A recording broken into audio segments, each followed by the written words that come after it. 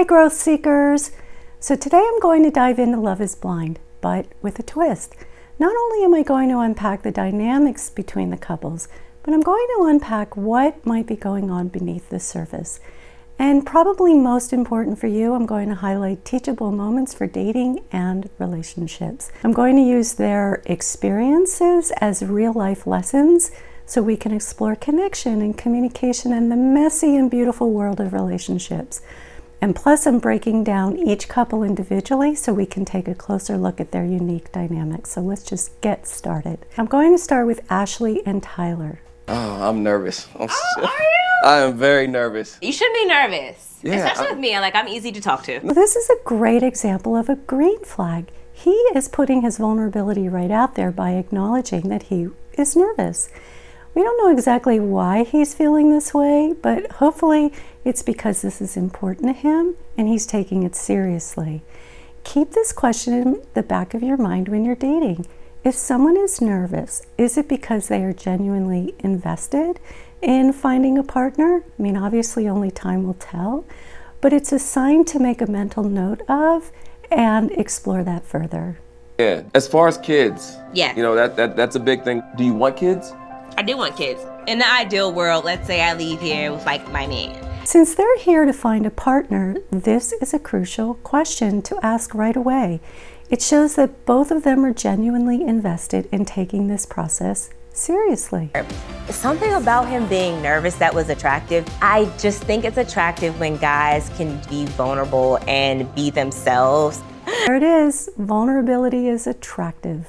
How do you feel about having each other's phone passwords? You can have it.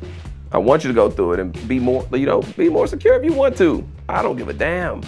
If I'm telling you I want to marry you, I'm respecting you on every level. So if you're telling me like, I think we should share passwords, cool, not a problem. Oh man, this guy, ladies and gentlemen.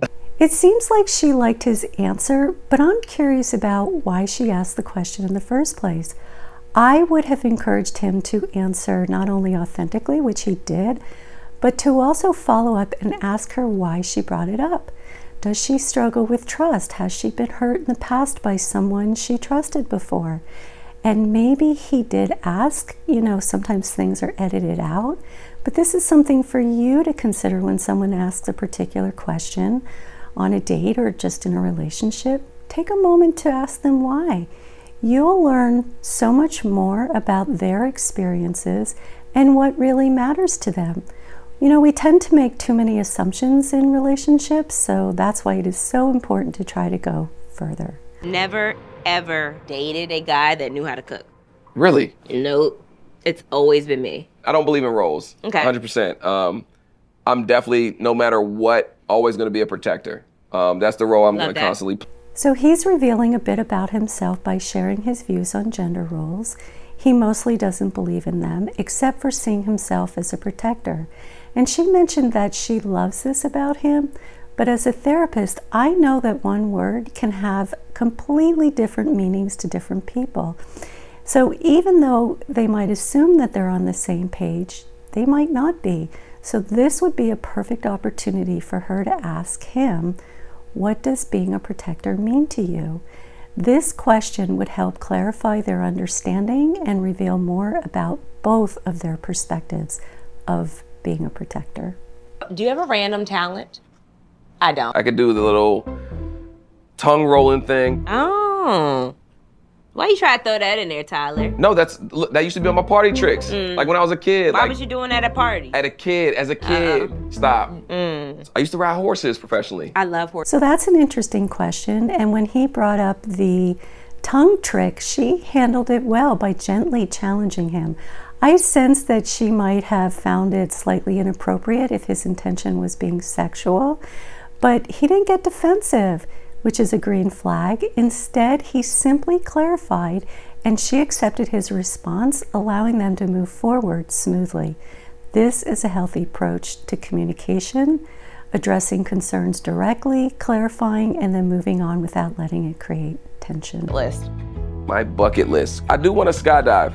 Nah, okay, so look. But I'm terrified of heights. My entire life, I'm kidding you not, I've always said the day before my wedding, I'm going skydiving, right? Yeah. always, because I just feel like we're both just like taking the biggest leap risk of, in yes. a leap of faith. There's a genuine authenticity coming from both of them here. She shares something meaningful to her, and he receives it openly and respectfully.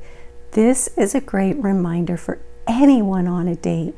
Pay attention to how someone responds when you share something that is important to you. A thoughtful response can reveal so much about a person's willingness to connect and support you. I mean, obviously we talked about like a little of your childhood, but like, It was growing up struggling. I told you that her dad cut her out of his life or having kids outside of her race. No. At night, like my mama cooked food and it's enough for us, and she'd be like, oh, I'm not hungry, but I knew she was hungry. Dream struggle for her. I'm sorry to hear that. I didn't know how to console a person. This is a beautiful example of authentic connection. There's vulnerability and empathy and openness between them. He shares painful memories, and she is fully present, offering him empathy and compassion. This is something to pay attention to in your own relationships. Notice how someone responds to you when you open up and you share from the heart. Their reaction can reveal a lot about their capacity for emotional presence and maturity. Okay, so let's move on to Hannah and Leo. What do you do, Leah? I'm an art dealer. Ooh, that's a cool job. So my favorite thing in the world is first experiences, new experiences. I want to try everything. Like if I'm at a buffet, I put one bite of every piece of food in my. Too. You know, the time in the pods is too short and precious to play it cool. I like you. Yes, I like you too. So they're bonding over shared interests, which is a great foundation for connection. While I'm not sure if this is their first date, he quickly says, I like you. But it makes me wonder, why does he like her? Have they taken the time to really ask each other questions to get to know each other? You know, when you're dating, it's crucial to not only share your own interests, but to also ask meaningful questions. This helps you understand the other person on a deeper level and see if your connection goes beyond just surface level enjoyment together. Swear, I'm not making this up. You were in a dream of mine last night. Shut up. Swear to God, and I don't even know what you look like. And Okay, it I was feel like, really special right now, I'm not gonna lie. yeah. Like one thing I appreciated is like you haven't like asked me like a million things about my job. Like I don't want like my job to ever define me. You know, even though you're the youngest one here, I think you might be the most mature one I've talked to. Really? You know what like my biggest fear in life is? Like I don't want to die. So I'm not entirely sure of his intention in sharing that he dreamt about her or why that made her feel special. If I were her, I would want her to ask more questions, like why it bothers him when people ask about his job. He mentioned that his job has nothing to do with emotional connection, and then he called her the most mature person that he's met. And while she seemed flattered, she didn't probe further to understand why he feels this way or what he's basing his conclusions on. Instead of diving into those deeper topics, and she then shifted to talking about her fear of death, which kind of seemed like a tangent, but could have been done in editing of the show. It's as though they are enjoying flattering each other rather than truly getting to know one another on a deeper level. So when you're dating, it's important to balance lightheartedness, which you saw them doing, with meaningful conversations that really reveal who both of you are. Okay, let's move on to Leo and Brittney. We went on vacation and I was like, I planned like some really fun stuff for us to do. Oh my of God, course, please. you would be like, I'm along for the ride. Yes, anything. Oh my God, that's like so important to me. I am down for anything. I'm gonna be honest, I'm a planner. One of us has to have a brain. Oh my. I'm obviously a trophy wife. So once again, there's a lot of flattery going on here. Flattery might feel good in the moment, but it is no substitute for deeper, more honest conversations that build real connection. What does it really mean when she says she's down for anything? And why would she demean herself by joking, saying one of us has to have a brain? Then she adds, obviously I am a trophy wife, which raises more questions. I mean, this show is supposed to be about finding a life partner without the influence of appearance And flattery and surface level comments like that won't help either of them truly understand each other. It's worth reflecting on what both people actually want in a partnership. What was your first impression of me? Fun and bubbly, but not shallow. Yes. Oh. My mom would always tell me as a child, she was like, I just cannot wait to see what you do and who you end up with. I think So once again, there's an opportunity here to go deeper. He shares his first impression of her, but she could benefit by asking him, what led you to those conclusions about me? It's a chance to understand his perspective and how he sees her. Also, when she shares that her mom couldn't wait to see who she would end up with in life, it's worth considering what message she was trying to convey.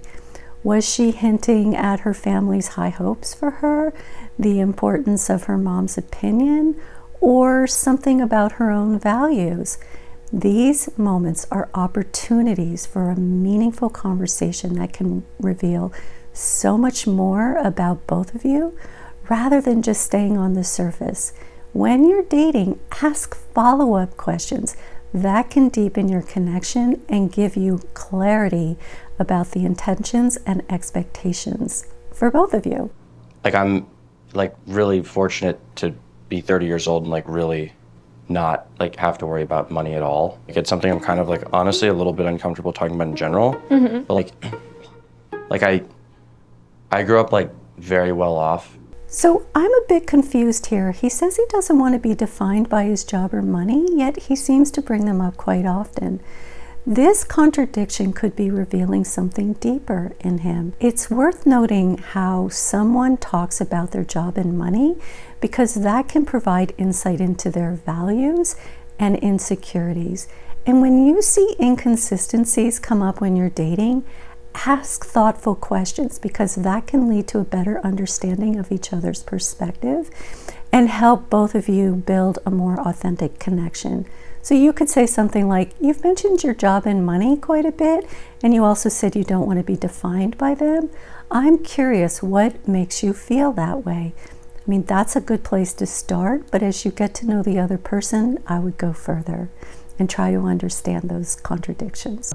Okay, in a marriage, finances, how would you split the bills? Would it be 50-50? I don't know if I believe in paying all of it. And but I also don't think I believe in splitting 50-50 if I'm like making more. Relationship, I was taken care of 100%. One of the things that I am most insecure about is, does she want me because of my job and because of the money that I was very blessed to have? So she openly communicates that she wants to be taken care of financially, but it is worth asking, is this the only thing that's important to you in a relationship? And meanwhile, he expresses a need for reassurance that someone doesn't love him just for his money. Yet he also shares that he grew up wealthy and never has to worry about money and finances. This again creates a mixed message. Why does he feel the need to bring this up so early in the conversation? For both of them, this dynamic raises important questions about how they approach vulnerability and honesty.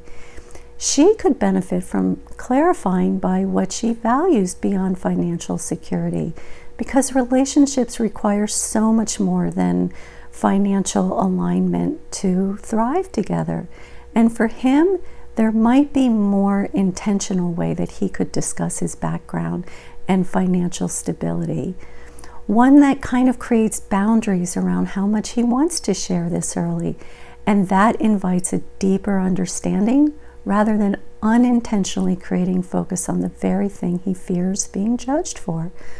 Both of them could gain more insight into each other's intentions by exploring these topics more thoughtfully and with curiosity. If I wanted to marry for the money, I would have married a very long time ago. That would have been a very easy thing for me to do. That's validating to hear. She mentions that she could have married for money, but doesn't explain, and he doesn't ask what she really wants in a relationship. This leaves a big question unanswered. What are her deeper values and desires beyond financial security? Instead, he responds by saying he feels validated. But it's important to note that he's basing this feeling on very limited information. Like, why did that make him feel validated? This is a good example of an important insight for both dating and relationships. True validation comes from understanding someone's values, goals, and what truly matters to them, not just surface level comments. So by asking thoughtful follow-up questions, he could have gained a clearer picture of who she is and whether their values align much deeper than they seem to be doing. Do you know Leo is one of the top baby names I have written down? Really? Yeah, I love it. And then for a girl, I really like the name Blaze. It's interesting that she's bringing up baby names when it seems like they haven't yet had deeper, more meaningful conversations to truly connect. Talking about future possibilities can be fun and exciting. It might be more impactful to first build a strong foundation by exploring each other's values and goals and what really matters to them as individuals. So an insight here is meaningful connections come from shared understanding and emotional depth. Lighthearted topics like baby names are fun, but they're more meaningful when you have already built trust and connection. Okay, let's move on to Hannah and Nick. Why are you in the pods, Hannah? Maybe I just can't find the love of my life on the couch. Nick asks an important question, why are you here? It's a great opportunity for a deeper conversation, though it's hard to know what might have been edited out. I wish that they would have explored this question further. On a show like this, where the goal is to propose quickly, it just makes sense that conversations should move fast. But even in real life, while you can and should take your time when you're dating, you don't want to spend too much time on surface level exchanges if your goal is to find a life partner. Dating is an investment of time and emotional energy, so find balance with lighthearted topics and meaningful topics. Meaningful conversations are what lead to genuine connection. Describe your outfit. What are you wearing? My hair's up in like a claw clip. I'm wearing my glasses. Very like sexy librarian. I would love to take you out right now and show you off. Experience life with you. Do you have a couple cute bathing suits picked out for our trip? They're not that great, but on this show, I've noticed that many couples dive right into the deep end, being very deliberate about finding a partner. However, this particular conversation feels not only more lighthearted, but with a focus on physical appearance, which isn't really the point of the show. It makes me wonder if focusing on looks shows uncertainty or a lack of confidence in being clear about what they truly want in a partner. So an important insight here is that when you're dating, be very deliberate about what you're looking for, because that can help you guide a conversation towards meaningful topics that will tell you more about the person that you are with. And while attraction is a part of connection, long-lasting relationships are built on shared values, emotional compatibility, and a mutual vision of what both of you want for the future. So by taking the time to define what's important to you, that will not only help you stay intentional, but it will also create deeper, more fulfilling conversations. Yeah, he's just like, I'm naturally flirtatious. Like, do I want to marry someone who's naturally flirtatious? I don't know. I do like him, don't get me wrong. And like, the thing is, like, it's like, I think he's a hot guy. I don't think he's ever had a problem finding someone. I feel like with him, I'd have to be this perfect woman.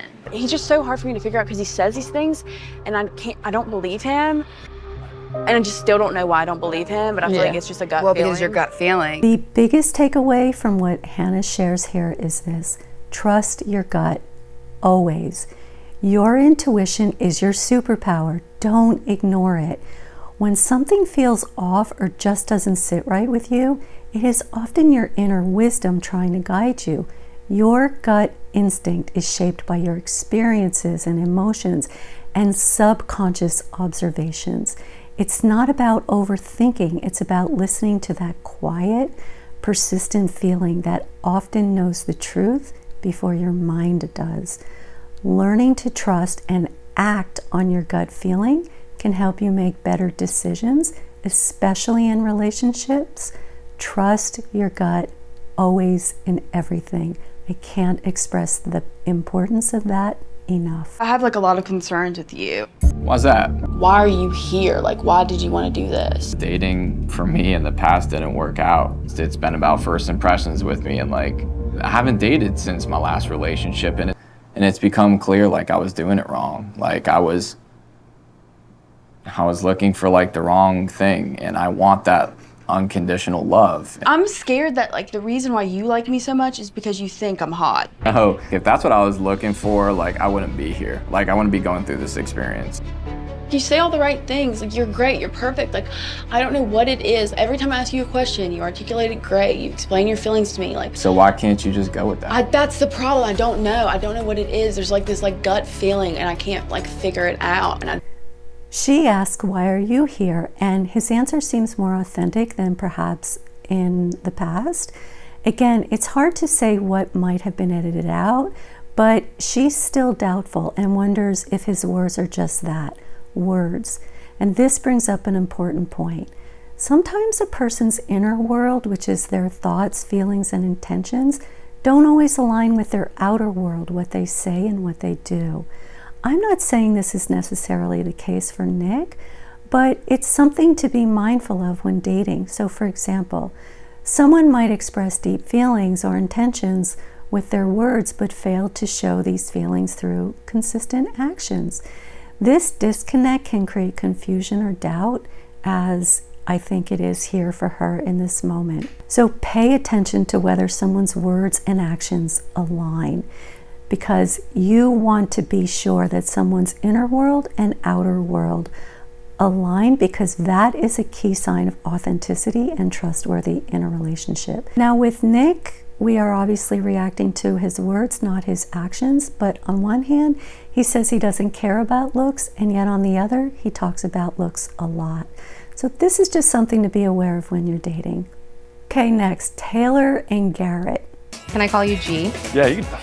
That is what I tell people to call me usually. Oh. Yeah, super simple. Like I play a lot of sports, so like on basketball court, just call me G. Yeah, it's easier to scream when you're like passing it. What do you do? I'm a physicist. I hated physics. Both of them seem to be taking this experiment seriously, which is encouraging to see. Her authenticity and how she expresses herself is something to admire and even emulate when you're dating. It's a great reminder to show up as your true self. When he mentions being a physicist and she responds with, "I hated physics," it creates a lighthearted and honest moment. What stands out here is that despite the humorous difference, they clearly have things in common and are engaging in a conversation that shows a certain level of maturity. An insight for you to take away is that you don't need to have identical interests to connect. Instead, focus on building a conversation that is rooted in respect and curiosity and a willingness to learn more about each other. These qualities matter more than shared hobbies or professional backgrounds. I missed you. I already really care about you, and I'm blown away by how much I do. I feel a very strong, like, intimate connection with you already. I feel it too. It's like magnetic, honestly. It's crazy. They are sharing authentic feelings and vulnerability while genuinely acknowledging each other. There's a noticeable maturity in their conversation. It's not giddy or superficial. They are openly expressing their emotions and putting their vulnerabilities on the table as they work to find a meaningful connection. Tell me more about your parents. My parents, they're amazing. My mom's first name, I think it gives away part of like how I look, like my ethnicity. Your ethnicity. The thought hadn't crossed my mind at all in any direction on that, so interesting. And then their honesty extends to sensitive topics like ethnicity, which they address thoughtfully. Like, not a shock, but you are very like calculated about what you say, and while I love that about you, it's also like, I'm like, what's she hiding? And that's good feedback to get. Just like, I guess it's hard to hear that. It comes across as like really calculated. And it's probably not, it may not be fair, it's just how you talk. He observes and shares that she is very calculated in what she says, and he expresses his concerns by asking, what is she hiding? Even though this was hard for her to hear, she responds with maturity, saying that's good feedback, showing her willingness to reflect and engage rather than shutting down. The reason that I wasn't going to share my ethnicity was because it was an opportunity to like have someone not know how I look at all. I'm just really interested to know if my emotional, intellectual, and like thought processes like is enough, and then everything else is extra. My feelings for you are insane. Like I've described it as like my heart feels like it's being ripped out of its chest. But I know that I need to know more. And when he shares that he feels like his heart is being ripped out of his chest, it shows the intensity of his emotions, yet what stands out is his awareness that they still need to learn more about each other. This balance is so refreshing. He's acknowledging the overwhelming feelings of attraction while also recognizing the importance of taking time to understand her deeply. An important insight here is that while strong emotions can feel intoxicating, true connection requires a blend of vulnerability, honest feedback, and a deliberate effort to truly get to know each other beyond the initial spark. Okay, let's move on to Alex and Tim. Can I ask you, for you, what's the big difference between like just a serious relationship and the prospect of a marriage? Well, first the ring, but no. I'm very spiritual. And I feel like when you're in a marriage, it's for better, for worse, before God. Like, both of my parents have MS. Sorry to hear that. He showed me how important marriage is. Yeah, I couldn't have asked any more of my parent. And I never have to ask him what to do because he showed me from the day I was born. I look at my mother and I never have to question how much she loves me. I've never had to question their commitment to each other. I had 2 sisters, both of them have passed away now. Oh, I'm so sorry. Thank you. Were those your only siblings? I am the baby brother, so He asks a thoughtful question and she answers it in a meaningful way that reveals her values. This opens the door for a deeper conversation where they explore what their families mean to them and what they hope for in a relationship. He also shares a painful life experience, showing his willingness to be vulnerable, and she responds with compassion and empathy. These are all powerful indicators of a healthy dynamic, mutual vulnerability, meaningful communication, and emotional support. An important insight for dating is to pay attention to these moments. Look for someone who not only shares their own experiences openly, but also creates space for you to do the same and then responds with understanding and care. These qualities are the foundation of a strong, lasting connection. Okay, that wraps up episode 1. There was so much to unpack here, and I truly hope you found it helpful. Whether you're navigating the dating world or already in a relationship, I hope these tips will help you create that deeper connection that we all crave. Thank you so much for joining me. I can't wait to dive into episode 2 with you. And if you choose to subscribe, know that I appreciate your support, and I hope that my content supports you in return. See you next time.